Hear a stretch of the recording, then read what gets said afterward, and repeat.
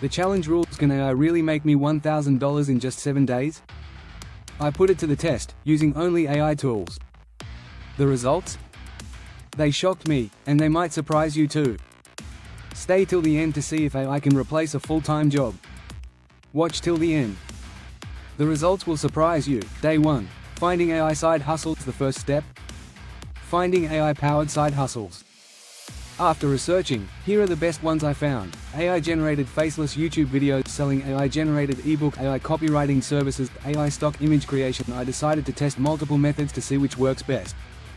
Day 2. Setting up the business. Now, it's time to set up the business.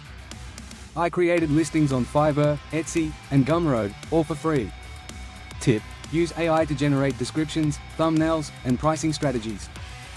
Day 3-4. Marketing with AI automation. AI isn't just for creating products, it can also automate marketing.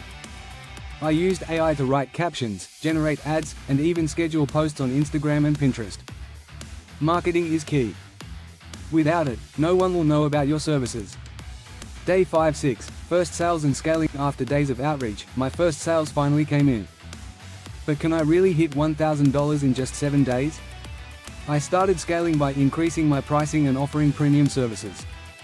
More sales equals higher earnings. Day 7. Final results. So, did I actually make $1,000 in a week using only AI? Here are the final numbers.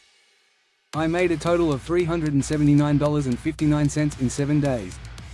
Not bad for an experiment, right? The best part? I can keep doing this and scale it even further. Lessons learned: AI is powerful, but it's not magic, you still need effort to make it work. Here's what I learned: AI speeds up the process, but you still need marketing. High-ticket offers make more money than low-cost gigs. Checkmark automation helps, but human creativity is still important. Want me to try another AI challenge? Comment below.